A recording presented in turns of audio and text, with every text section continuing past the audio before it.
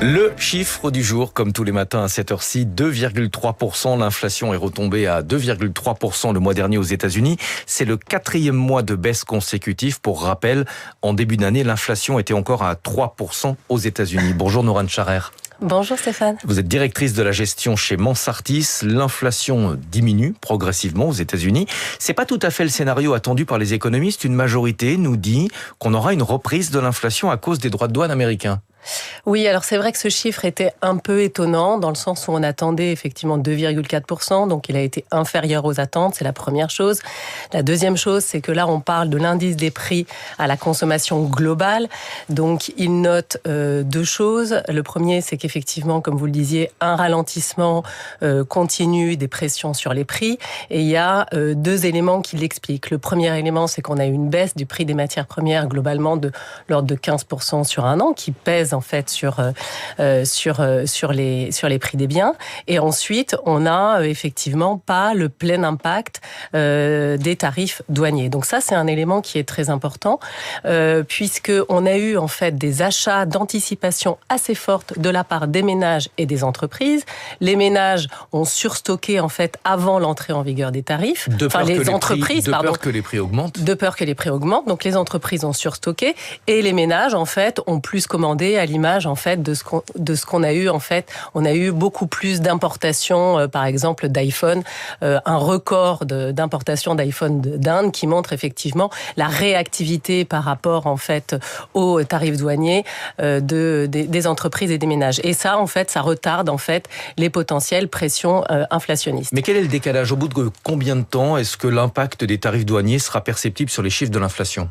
Alors ça, c'est un peu compliqué à savoir puisqu'on n'a pas encore de visibilité exacte sur les tarifs douaniers qui sont appliqués. Ce qu'il faut savoir, c'est que jusqu'alors, on a des tarifs qui sont quand même appliqués. On a eu un moratoire de 90 jours sur les tarifs réciproques assez importants qui ont été mis en place. Les tarifs qui sont appliqués aujourd'hui, on a quand même les tarifs universels de l'ordre de 10% sur une majorité de pays.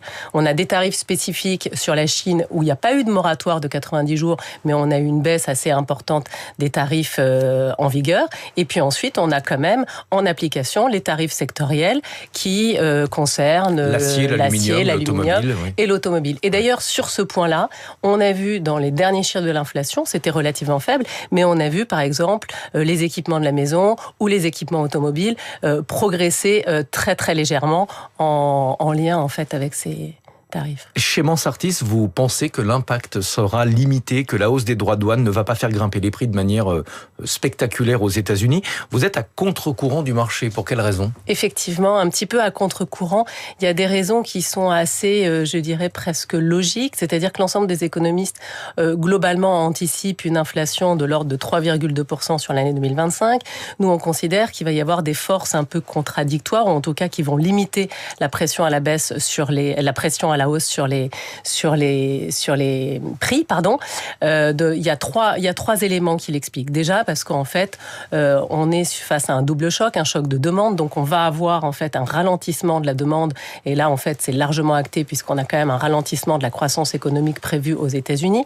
Donc ça, c'est le premier point. Le deuxième point, c'est que l'inflation des biens aux États-Unis est proche de zéro et ne représente que 20% de l'inflation globale. Ça, c'est le deuxième point. Et le dernier point, c'est on a quand même une très forte baisse du prix des matières premières. Donc, ces trois éléments pourraient venir un petit peu alléger la pression sur les prix liés aux droits de douane. Jérôme Powell, le président de la Réserve fédérale, c'est-à-dire la Banque centrale américaine, refuse de baisser les taux comme le réclame pourtant Donald Trump. Il attend d'y voir un peu plus clair justement sur l'impact de la guerre commerciale. Est-ce qu'il a raison d'opter pour le statu quo d'un point de vue strictement macroéconomique, c'est-à-dire au regard des indicateurs qu'on connaît aujourd'hui?